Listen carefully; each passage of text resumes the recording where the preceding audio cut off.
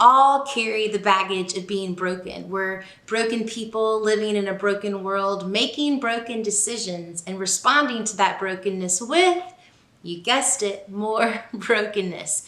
So there's a lot of potential for life to bring along the way deep disappointments, hurt, and pain, which often becomes baggage that we carry. So what do we do with all this brokenness? Like Paul says in Romans 8, we groan. We groan. Romans 8:23. And we believers also groan, even though we have the Holy Spirit within us as a foretaste of future glory. For we long for our bodies to be released from sin and suffering. We too wait with eager hope for the day when God will give us our full rights as his adopted children, including the new bodies he has promised us. Paul reminds us of our reality, that our bodies are broken. And as a result of that brokenness, we live within sin and suffering. And he points us towards our longing for our bodies to be released from sin and suffering. The Message puts it this way: our bodies yearn for full deliverance. And then Paul remembers the hope, God's promise of eternity as his adopted children, including the new bodies that he promised us.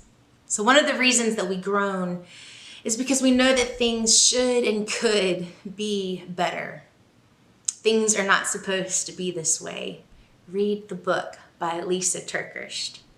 Let me remind you of a quote that Hugh mentioned from the first week from Lisa's book, when she says that the human heart was created in the context of perfection within the Garden of Eden, but we don't live there now.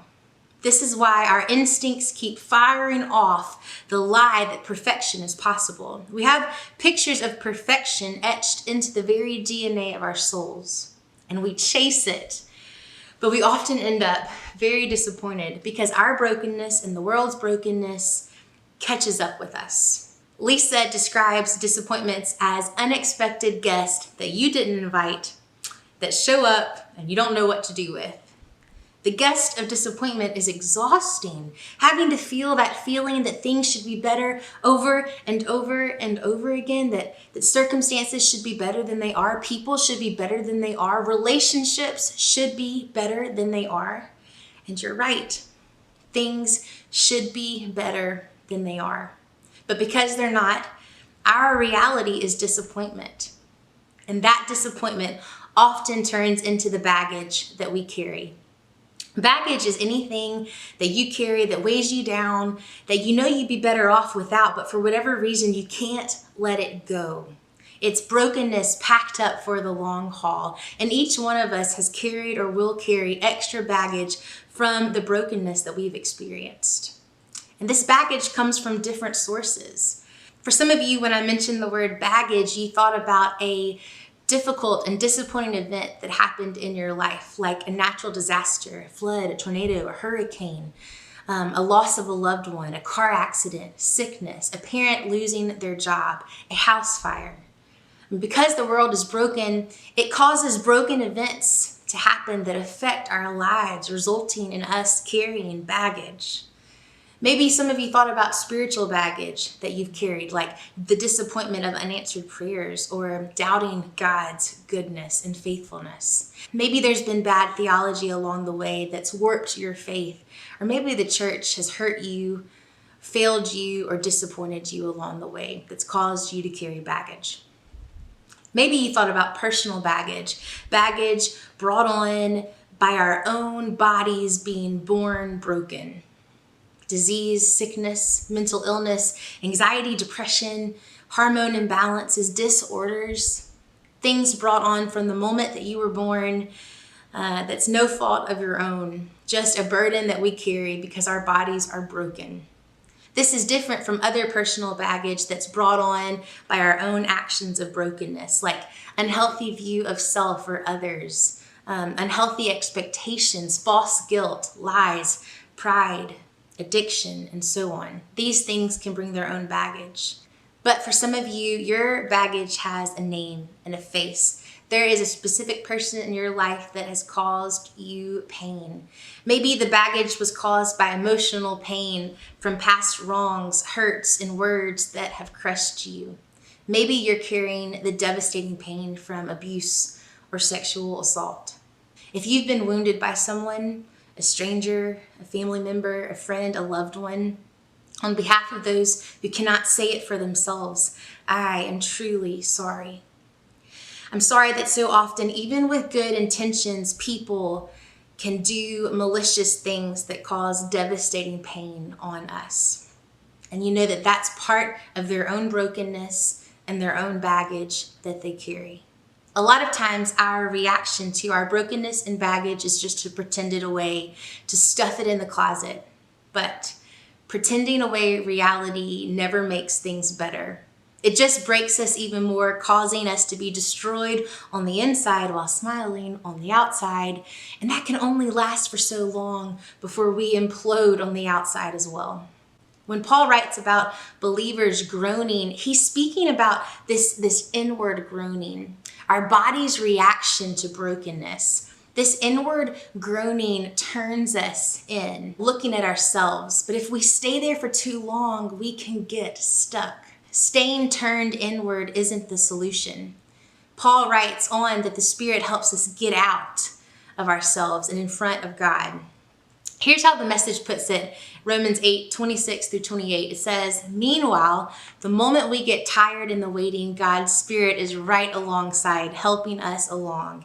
If we don't know how or what to pray, it doesn't matter. He does our praying in and for us, making prayer out of our wordless sighs, our aching groans. He knows us far better than we know ourselves and keeps us present before God."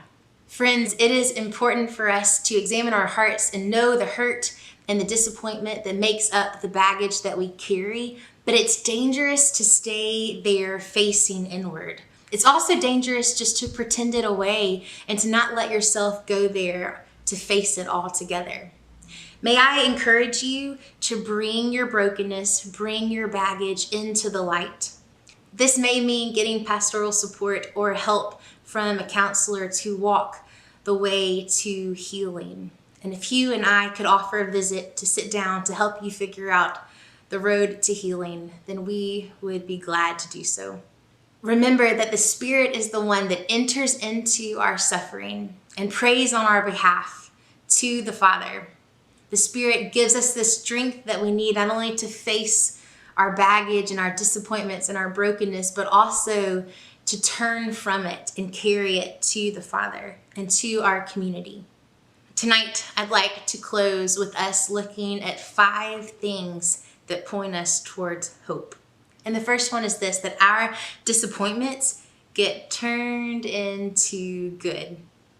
Check out Romans 8:28. It says this, "And we know that God causes everything to work together for the good of those who love God and are called according to his purpose for them."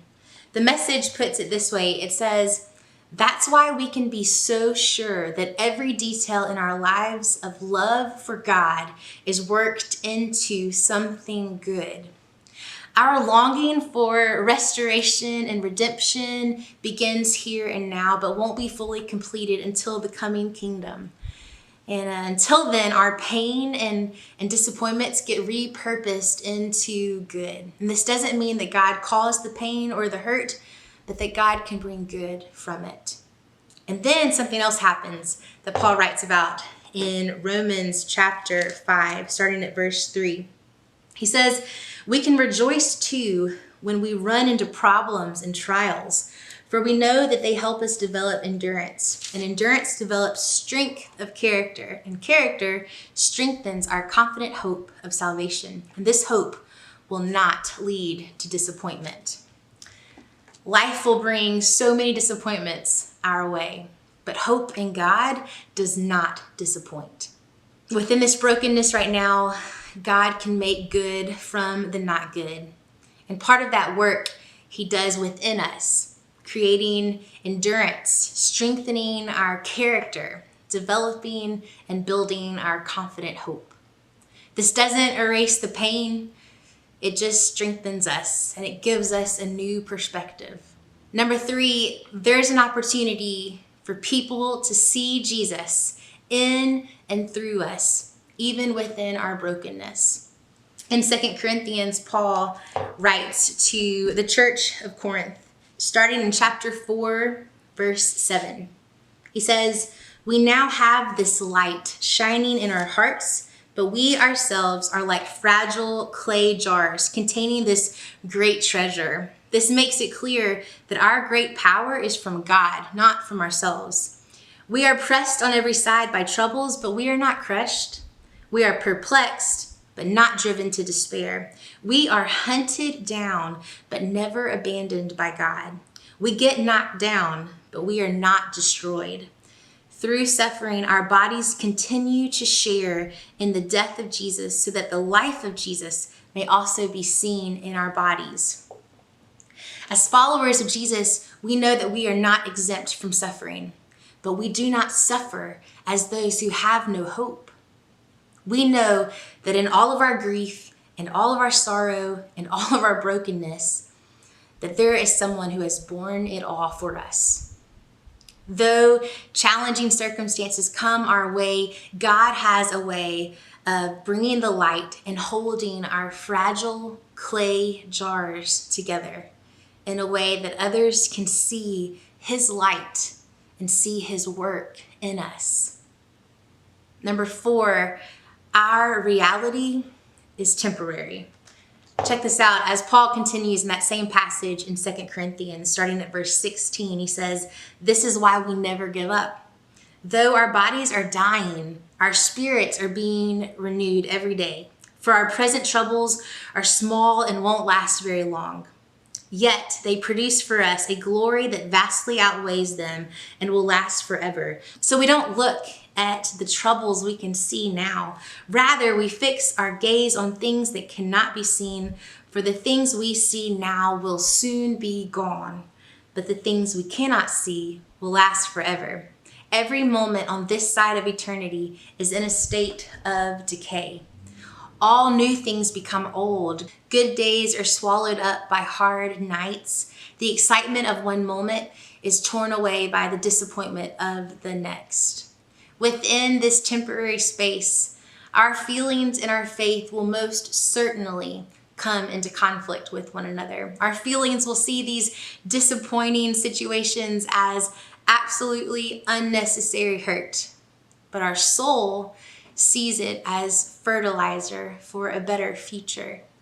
Both of these perspectives are real, and they will pull us in different directions with never-ending wrestling, but also ever-building hope. Just as Paul says, may we fix our eyes on things that we cannot see, rather these momentary afflictions that come our way here and now. Number 5, one day God will make all things new. And this is the hope that we have to look forward to. Revelation chapter 21, starting at verse 3. I heard a loud shout from the throne saying, "Look, God's home is now among his people. He will live with them, and they will be his people. God himself will be with them. He will wipe every tear from their eyes, and there will be no more death or sorrow or crying or pain. All these things are gone forever." And the one seated on the throne said, "Look, I am making all things new." God is making all things new. Did you hear all the feeling words within that scripture describing our reality? Mourning, crying, sorrow, pain, tears. The baggage will be gone one day. The disappointments will cease. He will stop the continuum of decay and death and utter disappointment. God will one day remove the brokenness and the baggage permanently. He will make everything new. In the restored Garden of Eden, brokenness altogether will be mended and perfection will greet us like a long-lost friend. We will know and live in complete peace. There will be no more groaning. We will be restored, well, whole, complete, victorious, secure. As Paul says, we will live into the full rights as God's adopted children, and we will receive our new bodies that he has promised us.